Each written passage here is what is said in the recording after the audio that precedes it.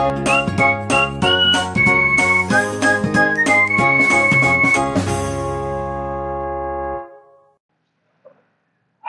Everyone, welcome to my channel medico prime education. तो हमारा reproductive जो सिस्टम, रिप्रोडक्टिव ह्यूमन रिप्रोडक्शन से जो चैप्टर था वो खत्म हो चुका है।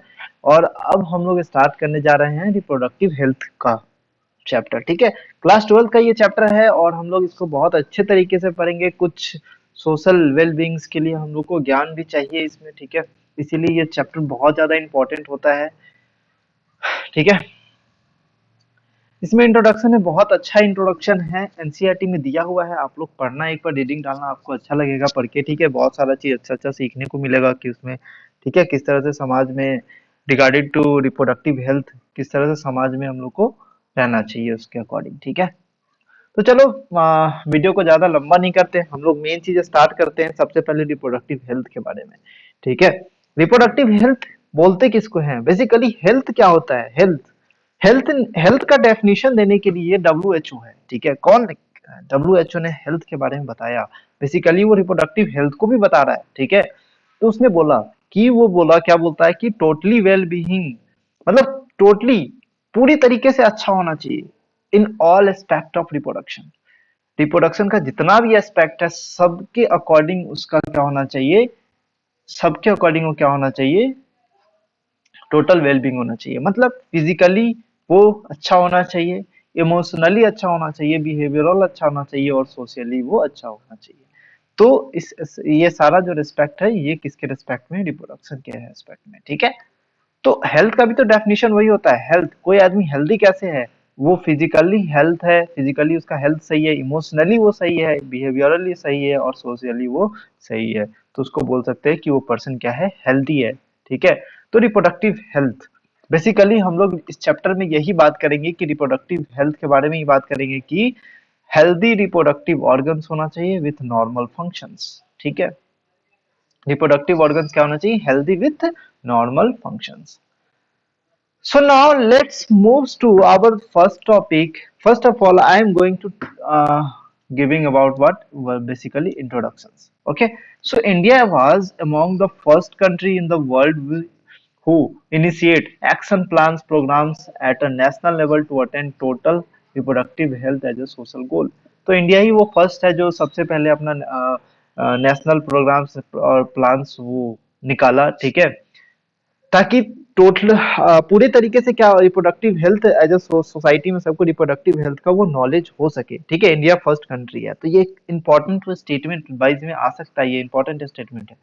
ठीक है, तो उस प्रोग्राम को बोलते क्या है? उस प्रोग्राम को बोलते हैं फैमिली प्लानिंग प्रोग्राम, जो कि इनिशिएट हुआ है 1951 में। यहाँ से भी क्वेश्चन बनकर आता है कि फैमिली प्लानिंग प्रोग्राम कब स्टार्ट हुआ था? 1951 में। ठीक है, और ये बहुत सालों से चला आ रहा है। ठीक है, family planning allows the people to attend their desired number of children. इसमें क्या करते हैं कि मतलब बच्चे करना है तो मतलब अकॉर्डिंग टू डिजायर्ड कुछ ही मात्रा में बच्चे करें। ठीक है, if any, and to determine the spacing of their pregnancy. It is achieve through the use of contraceptive methods, always use the contraceptive methods and treatment of infertility. ठीक है, infertility मतलब जिसका बेबी नहीं हो पा रहा। ठीक है, जिसका बच्चा नहीं हो पा रहा वो इनफर्टाइल है, तो उसका भी ट्रीटमेंट मिल सके time to time according to जिसको भी नीड हो। तो ये सब सारा रिप्रोडक्टिव हेल्थ में आता है। ठीक है, ये जानकारी होना चाहिए कि हाँ ऐसा कुछ ट्रीटमेंट होता है। गांव गांव में इतना कुछ पता नहीं होता सबको। ठीक है, बेसिकली जो वेल एजुकेटेड होते हैं उसको ये सब पता है, तो वेल एजुकेटेड लोग ही सोसाइटी को बताएंगे ना। ठीक है, तो ये सब सारा सोसाइटी को मिलता रहता है। ठीक है, ये सब सारा जानकारी मिलना चाहिए। Now, improved programs covering wider reproduction related areas are currently in operation under the popular name like Reproductive and Child Health Care Service RHRCH program चल रहा है अभी। ठीक है, जिसमें अभी भी कई जो एरिया है वहां पर में आरसीएच प्रोग्राम चल रहे हैं regarded to reproductive health. Okay, so now जो हमारा जो अभी का मेन टॉपिक है वो है एमनियोसेंटेसिस। ठीक है, बेसिकली एमनियोसेंटेसिस ना बहुत बहुत ज्यादा इंपॉर्टेंट, अगर बात करें नीट में क्या है, वेरी वेरी वेरी इंपॉर्टेंट। अगर यहाँ से क्वेश्चन बनता है तो एमनियोसेंटेसिस से आता है, या तो एक क्वेश्चन कॉन्ट्रासेप्टिव से आता है और ना तो एक क्वेश्चन किससे आता है? इन ये आईवीएफ वाला जो टॉपिक है वहां से आता है, ठीक है।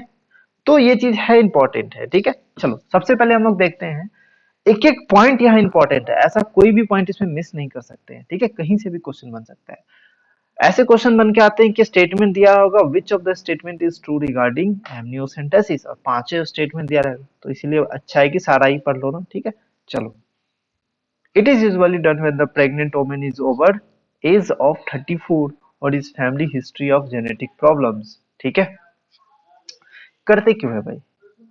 ये मोस्टली होता है जेनेटिक प्रॉब्लम को डिटरमाइन करने के लिए, या उसके फैमिली में कभी जेनेटिक प्रॉब्लम है और अभी भी आने का, डॉक्टर ऐसे बताते हैं कि अभी भी आने का वो पॉसिबिलिटी हो सकता है, तो हम लोग एमनियोसेंटेसिस करके देखते हैं, ठीक है, प्रेग्नेंट वोमेन पे। और किसको कर सकते हैं? जो वोमेन प्रेग्नेंट है वो 34 से ज्यादा हो, ठीक है, उसका एज 34 से ज्यादा हो, ठीक है। This procedure is performed most often between the 14 to 16 week of the pregnancy. जब 14 to 16 week of the pregnancy हो जाता है प्रेगनेंसी, तो इस समय हम लोग करते हैं, ठीक है। क्या करते हैं? तो इस समय एमनियोसेंटेसिस कर सकते हैं। तो यहाँ से क्वेश्चन बन के आता है कि कौन से स्टेज पे कर सकते हैं, कौन से वीक पे जो मेन चीज होता है एमनियोसेंटेसिस का वो होता है, ठीक है। कौन से? 14 to 16 वीक, ओके। ये एक क्वेश्चन आता है, ठीक है ना।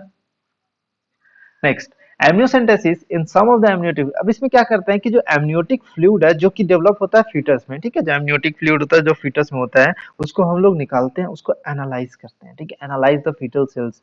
उसमें सेल्स को एनालिसिस करते हैं और इस प्रोसेस में क्या करते हैं कि देखते हैं कि कोई जेनेटिक डिसऑर्डर तो नहीं हो रहा, ठीक है, उसमें हम लोग डिटरमाइन करते हैं, ठीक है। कौन कौन सा जेनेटिक डिसऑर्डर डिटरमाइन कर सकते हैं? जैसे कि डाउन सिंड्रोम हो सकता है, हीमोफीलिया हो सकता है, सिकल सेल एनीमिया हो सकता है, ठीक है। तो बेसिकली इनहेरिटेड मेटाबॉलिक डिसऑर्डर ही डिटरमाइन करते हैं। इनहेरिटेड, देखो नाम याद रखो, inherited metabolic disorders determine the survivability of the vert fetus, क्योंकि ये सब डिसऑर्डर होता है फीटस का डेथ हो सकता है, ठीक है। तो इसको बचाने के लिए हम लोग क्या करते हैं? एमनियोसेंटेसिस, जिसमें कि हम लोग जो फ्लूइड होता है एमनियोटिक फ्लूइड, उसको हम लोग निकालते हैं, उसको स्टडी करते हैं, सेल्स को स्टडी करते हैं कि क्या चल रहा है उसमें, ठीक है। Sex of the foetus can be determined. अब इसमें क्या होता है कि कभी कभी ये सब एमनियोसेंटेसिस करते समय फीटस का सेक्स भी डिटरमाइन करते हैं, ठीक है, लेकिन ये मिसयूज है एमनियोसेंटेसिस का, ठीक है। ऐसा करना इलीगल होता है, क्योंकि गांव गांव में ऐसा होता है कि बेटी नहीं होनी चाहिए, बेटा होना चाहिए, बार बार ये सब चीज वहां पर में चलता रहता है, ठीक है। तो भाई करते क्या है, सेल में हम लोग क्रोमोसोम को एनालिसिस करते हैं, ठीक है। अब उस क्रोमोसोम में देखते हैं कि उसमें बार बॉडी प्रेजेंट है या एब्सेंट है, ठीक है। बार बॉडी प्रेजेंट है तो मतलब समझ लो आगे, ठीक है। तो बार बॉडी के अकॉर्डिंग, प्रेजेंस और एब्सेंस के अकॉर्डिंग ही क्या करते हैं हम लोग वहां पर में इमेजिन पता करते हैं कि सेक्स जो बेबी है वो मेल है या फीमेल है, ठीक है। चलो, in the presence of the neural tube defects such as spina bifida anencephaly can be detected based on the elevated levels of alpha fetoproteins in the amniotic fluid। देखो ये थोड़ा ज्यादा हाई लेवल की बातें हो गई है, तो इसको रट लेना, ठीक है। देखो मैं बता रहा हूँ, जो न्यूरल ट्यूब का जो फॉर्मेशन होता रहता है ड्यूरिंग द एम्ब्रायोजेनेसिस, तो उसमें क्या हो जाता है, न्यूरल ट्यूब का डिफेक्ट है, जिसके कारण क्या बोल सकते हो, न्यूरल ट्यूब डिफेक्ट का ही नाम होता है स्पाइना बाइफिडा या एनसीफेली, ठीक है। उसको हम लोग डिटेक्ट करते हैं। किससे डिटेक्ट करते हैं? अगर मान लो अल्फा फेटोप्रोटीन एमनियो फ्लूइड में ज्यादा है तो समझ जाते हैं कि न्यूरल ट्यूब का डिफेक्ट होने वाला है, और उस डिफेक्ट को क्या बोलते हैं? स्पाइना बाइफिडा, ठीक है। तो ऐसा होता है यहाँ पर, ठीक है ना। तो देखो ये है फोटो, तुम्हें दिख रहा होगा यहाँ पर, है ना, फोटो दिख रहा होगा। इसमें क्या करते हैं? एमनियोटिक फ्लूइड को क्या करते हैं? सक करते हैं, ठीक है। अल्ट्रासाउंड ट्रांसड्यूसर भी लगाते हैं यहाँ पर में, ठीक है। तो इस तरह से होता है, ठीक है। चलो, अब एक चीज और बताओ कि क्या क्या मतलब कैसे पता चलता है कि रिप्रोडक्टिव हेल्थ किसी सोसाइटी में नॉर्मल है, कैसा है, ठीक है। चलो, तो देखो, एमनियोसेंटेसिस में इतना कुछ पढ़ना था तुम्हें, ठीक है। अब मुझे बताओ कि कैसे पता चलता है कि रिप्रोडक्टिव जो सोसाइटी को, मान लो कोई भी सोसाइटी को हम ऑब्जर्व कर रहे हैं, तो कैसे पता चलता है कि वो रिप्रोडक्टिव ही हेल्थ है, हेल्थ हेल्दी है, रिप्रोडक्टिव हेल्दी है वो, ठीक है। तो उसको क्या, कैसे मतलब इंडिकेशन क्या देना चाहिए उसको? हम लोग सेक्स रिलेटेड मैटर्स के अकॉर्डिंग उसको अवेयर करना चाहिए, ठीक है।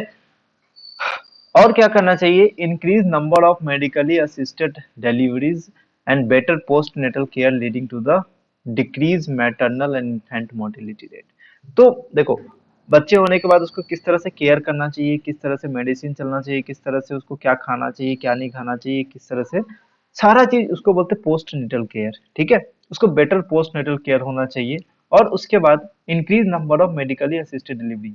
तो कभी कभी अनअसिस्टेड डिलीवरी हो जाता है जिसके कारण बेबी और फिर या फिर मदर का डेथ हो सकता है, इसीलिए मेडिकली असिस्टेंट डिलीवरीज होना चाहिए। मतलब medically assist in the delivery किसके प्रेजेंस में होना चाहिए, जो मेडिकली ट्रीटेड हो, जो वेल क्वालिफाइड हो। ठीक है, अब क्या होना चाहिए कि स्मॉल फैमिली भी होना चाहिए। ठीक है, अब ये नहीं कि स्मॉल फैमिली में दो बच्चे एनफ होते हैं। ठीक है, तो उतना एनफ होते हैं। ठीक है, increase number of couples with small families. ठीक है, now better detection and cure of STD, sexually transmitted disease जो थ्रू द वायरल हो सकता है या फिर कॉन्टैक्ट फ्लूइड के कंटेक्ट से हो सकता है, तो वो सब चीज से हमको बचना चाहिए। ठीक है, ये सब के बारे में अवेयर होना चाहिए। ठीक है, now overall increase medical facility for all sex related problems, तो मेडिकल फैसिलिटी भी इंप्रूव होना चाहिए related to sex related problems. Understand now.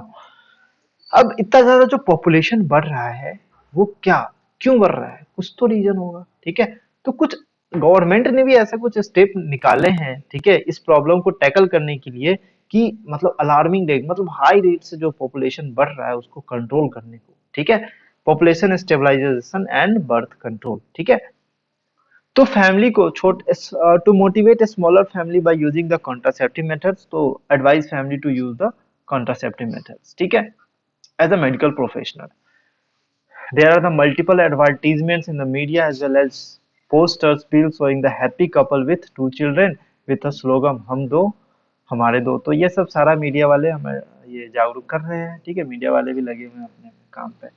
Many couples, mostly of young urban working ones, have adopted one child norm, तो हमेशा क्या adopt करना चाहिए, one child norm. ठीक है, salutary statutory rising of marriageable age of the females to 18 years and males to the 21 years। ठीक है, ये सब आपको पता ही होगा।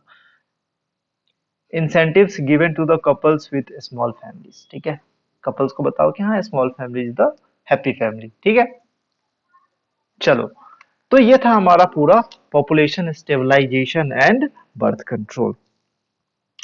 तो देखो, आज का जो मोस्टली हमारा जो लेक्चर था वो बस इतना था कि हाँ तुम बस आइडेंटिफाई कर सको कि हाँ क्या पढ़ना है इसमें। ठीक है, अब हम लोग आगे जब पढ़ेंगे तो क्या पढ़ेंगे, मेडिकल। अब नेक्स्ट जो हमारा टॉपिक आएगा वो होगा बर्थ कंट्रोल पे। ठीक है, बर्थ कंट्रोल पे 2 वीडियो बनाऊंगा मैं इस पे। ठीक है, एमटीपी पे भी एक साथ ही कर दूंगा। ठीक है, कि छोटा सा टॉपिक है। और इनफर्टिलिटी, ये बहुत इंपॉर्टेंट टॉपिक है। ठीक है, यहाँ से ना बहुत भर भर के क्वेश्चन आते हैं। ठीक है, तो देखो ये सब चीज आज का थोड़ा सा कहानी था, मत जाना। ठीक है, नहीं समझ आता छोड़ दो कहानी। ठीक है, बस इतना याद रखो कि एमनियोसेंटेसिस कौन से वीक में करते हैं, 14 टू 16। देखो एमनियोसेंटेसिस कब करते हैं, 14 टू 16 वीक में करते हैं। ठीक है, और फैमिली क्यों करते हैं, क्योंकि फैमिली को मान लो कि कोई भी डाउन सिंड्रोम हो सकता है, क्योंकि मतलब इनहेरिटेड मेटाबॉलिक डिसऑर्डर को ही metabolic disorder, inherited metabolic disorder याद रखो यहाँ पर। ठीक है, हीमोफीलिया भी मेटाबॉलिक डिसऑर्डर है, सिकल सेल एनीमिया भी मेटाबॉलिक डिसऑर्डर है, डाउन सिंड्रोम भी मेटाबॉलिक डिसऑर्डर है। ठीक है, मतलब मेटाबॉलिज्म से रिलेटेड जो डिसऑर्डर होता है, ठीक है, उसको क्या बोलेंगे, मेटाबॉलिक डिसऑर्डर। सिंपल सी बात है। ठीक है ना, चलो नेक्स्ट है बर्थ कंट्रोल, जो कि हम अगले वीडियो में डिस्कस करेंगे। ठीक है, तब तक के लिए आप चैनल को लाइक कर दे, चैनल को सब्सक्राइब कर दे, वीडियो को लाइक करें, ज्यादा से ज्यादा अपने दोस्तों को बताएं। तब तक मिलते हैं हम लोग नेक्स्ट वीडियो में, पढ़ाई करते रहे। All the best, thank you so much.